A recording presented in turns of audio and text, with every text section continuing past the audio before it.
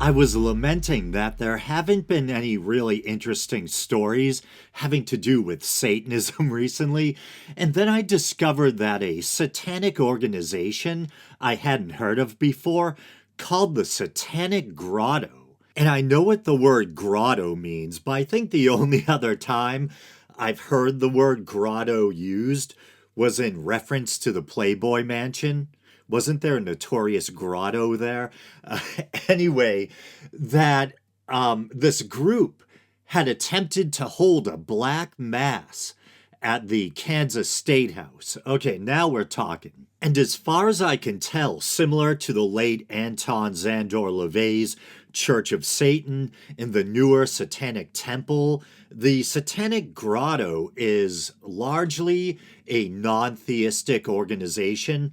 Although I did notice in their mission statement, etc., they do tend to use the phrase left hand path, which does have kind of occult or spiritual connotations.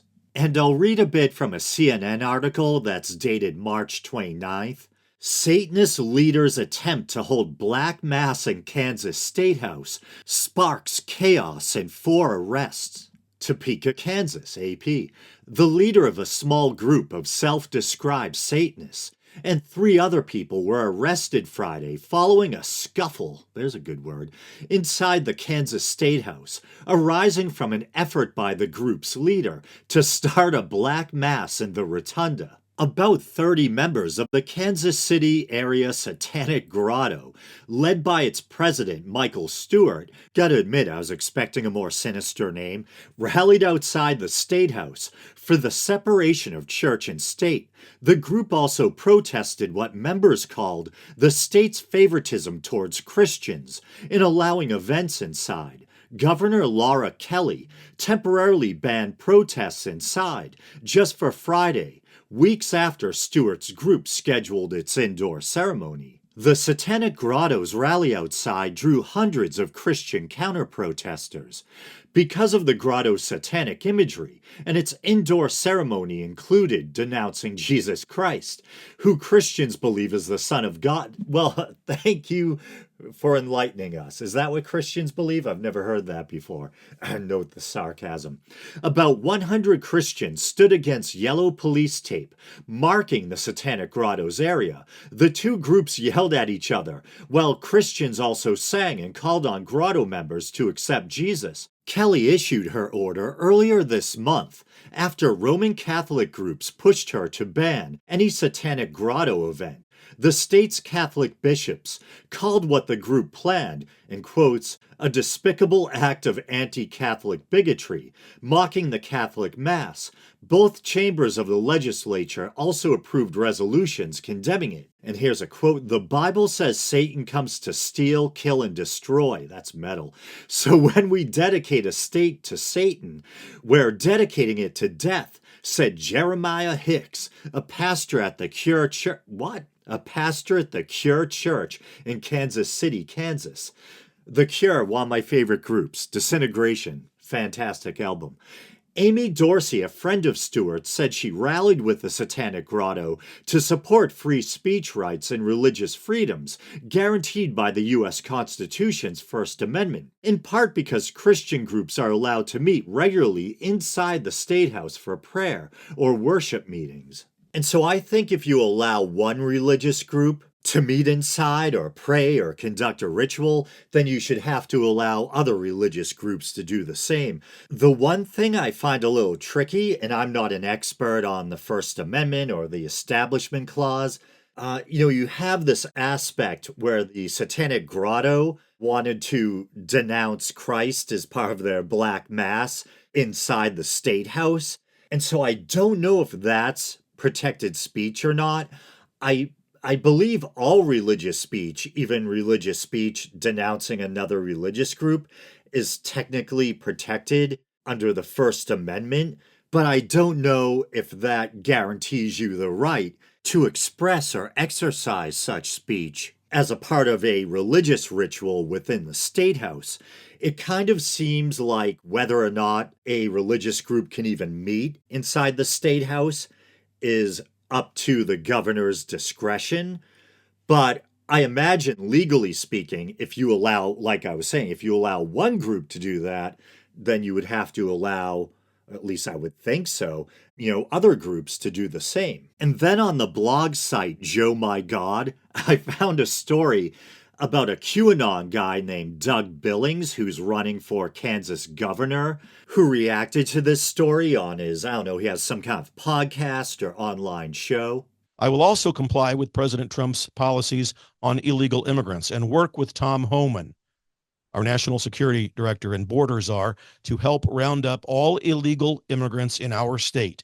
And if that means using the National Guard, I'll do it. And if that means that we consider in the state of Kansas creating a militia to help the National Guard keep the peace and accomplish the agenda items that we have, then I'm going to talk with the legislature about that. A voluntary militia, able-bodied men between 21 and 45, for example. We'll talk about that. But I think they could be there to back the police, back the National Guard, and help Kansas keep the peace. One example in particular was this black mass that was held on the grounds of our Capitol. I would have used the National Guard, the militia, and all of the law enforcement officers that I have at my disposal as governor, and that black mass would not have taken place if I were governor of the state of Kansas. We have come so far from what the founders intended. The founders did not mean to wrap Satanism in the blanket of free speech and freedom of religion. People in those days who did that were burned at the stake. What a windbag. And I honestly don't know what the founding fathers would have thought of non-theistic Satanism, which I don't think existed in their day.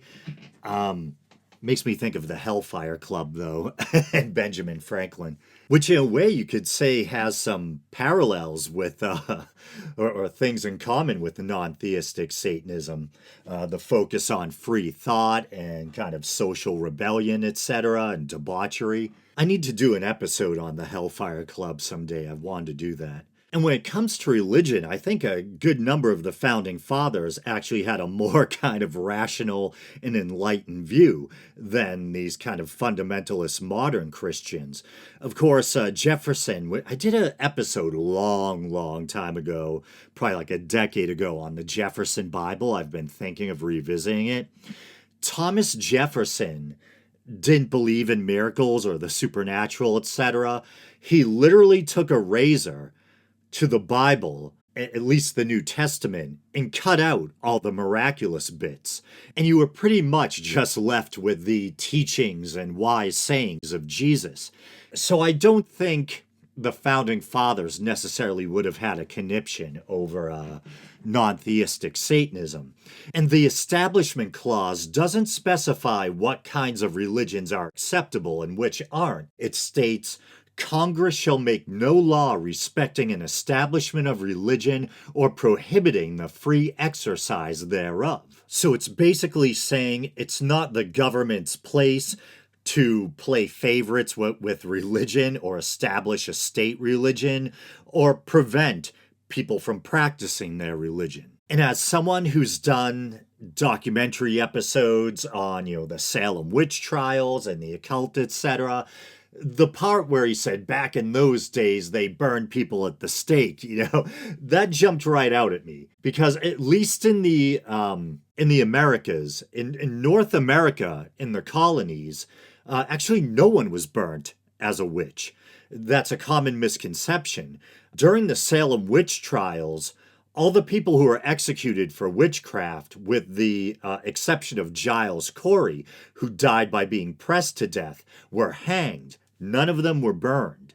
And I think the last person in the British Isles, I was reading up on this earlier, was named Janet Horne. She died in 1727, and she was the last person to be executed legally for witchcraft. But I did read that supposedly someone was burnt at the stake for witchcraft in Poland in the early 1800s, but I don't know. Screw that guy. And then, just for fun, I was just going to quickly mention a story I thought was funny and that kind of everyone's been goofing on, or a lot of people at least recently. This is from NPR. Trump's tariffs are so far-reaching, they include several remote, uninhabited islands. Yeah, I think one of them is Heard Island, and it's populated by penguins. Yeah, it has a picture and the caption underneath.